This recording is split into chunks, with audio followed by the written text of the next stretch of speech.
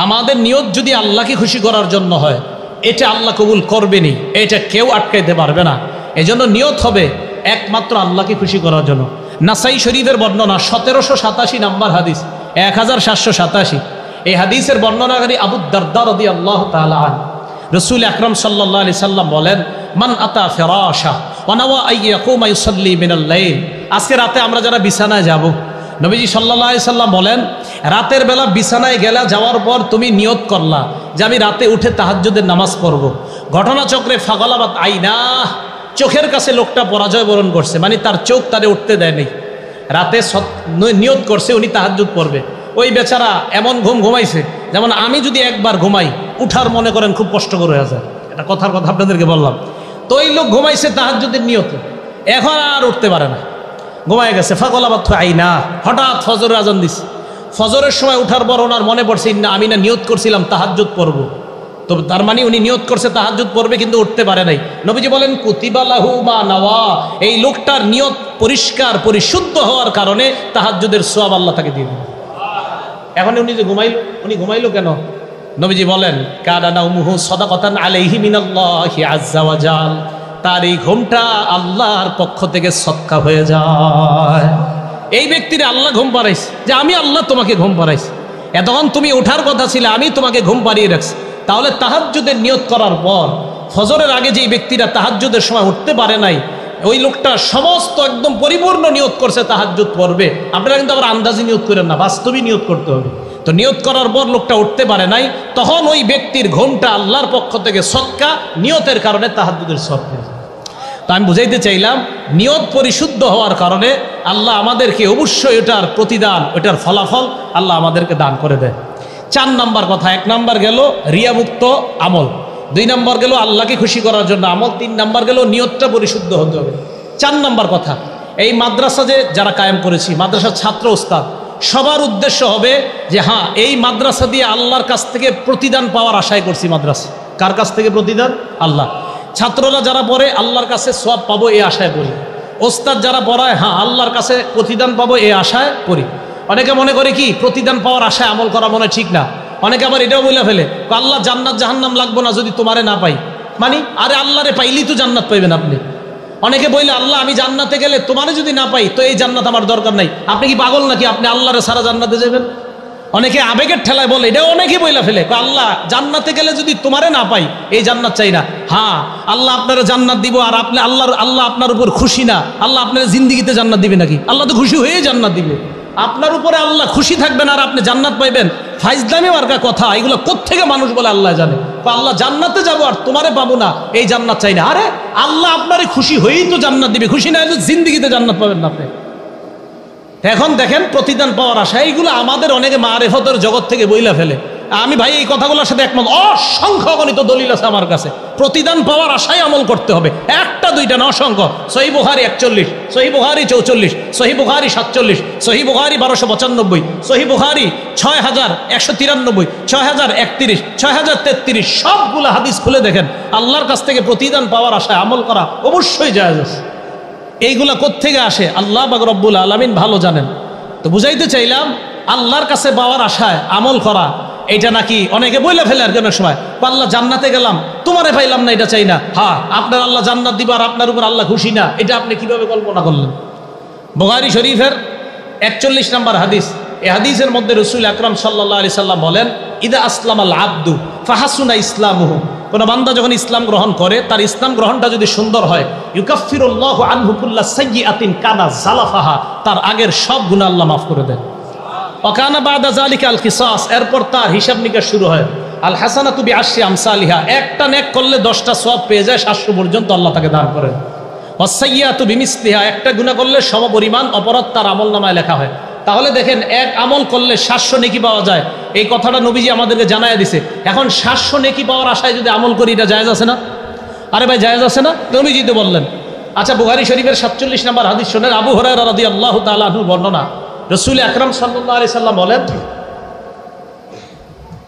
মানিত্তাবা জানাজাতা মুসলিমিন, কোন ব্যক্তি মুসলমানের জানাজায় গেছে, এলাকায় মুসলমান মারা যায় না, তো আমরা ওই মুসলমানের জানাজায় গেলাম ঈমানা ওয়া ইহতিসাবা, ঈমানের সাথে সওয়াব পাওয়ার আশায়। বলেন দ্বিতীয় অংশটা কি বললাম, কিসের আশায়? বলেন কিসের আশায়? তো প্রতিদান পাওয়ার আশায় আমল নাকি করা যাবে না?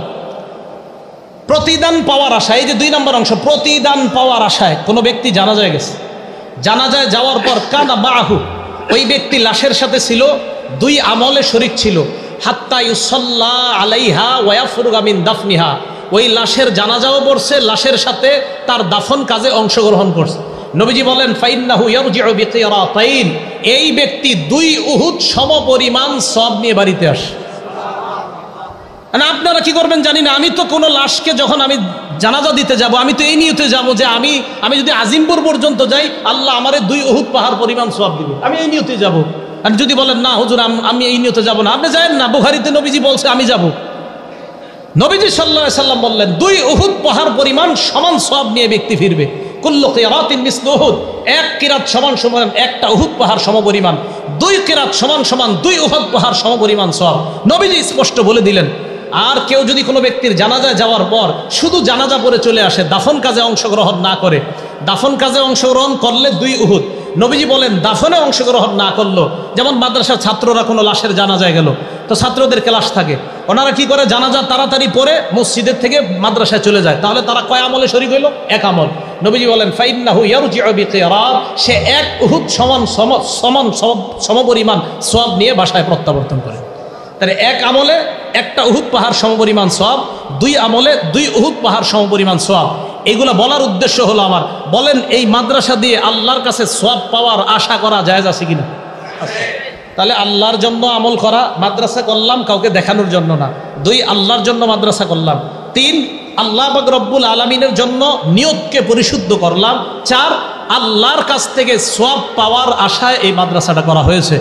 এই 4টা বিষয় সামনে রেখে যেন এই মাদ্রাসাটা সামনের দিকে এগিয়ে যায়, আমাদের জীবনগুলোও যেন সামনের দিকে এগিয়ে যায়, এই বিষয়গুলো সামনে রেখে বুখারী শরীফের 1295 নম্বর হাদিস, সাদ ইবনে আবি ওয়াক্কাস রাদিয়াল্লাহু তাআলা আনহু বলেন কানা রাসূলুল্লাহ সাল্লাল্লাহু আলাইহি সাল্লাম ইয়াউদুনি আমা হাজ্জাতিল বাদাঈ, নবীজি সাল্লাল্লাহু আলাইহি সাল্লাম বিদায় হজের সময় আমাকে দেখতে আসতেন।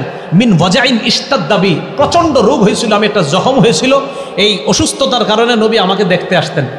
তো আমার নবীজি একদিন আমাকে দেখতে আসার পর আমি নবীজিকে বললাম ইয়া রাসূলুল্লাহ ইন্নাহু কদ বালাগা বি মিনাল ওয়াজঈ, হুজুর আমার অসুস্থতা অনেক বেড়ে গেছে, আমি মনে হয় বেশি দিন বাঁচবো না। দেখেন কি কয়, ওয়ানা জু মাল, হুজুর আমার অনেক সম্পদ আছে, ওয়ালা ইয়ারিসুনি ইল্লা বিনতুন ওয়াহিদা, আমার একটা মেয়ে ছাড়া কেউ নাই। আবার বলছি হুজুর আমি মনে হয় বাঁচবো না, হুজুর আমি অনেক সম্পদওয়ালা। 3 হুজুর আমার একটা মেয়ে ছাড়া আর কেউ নাই, তাহলে উত্তরাধিকার বলতে একটা মেয়ে আছে।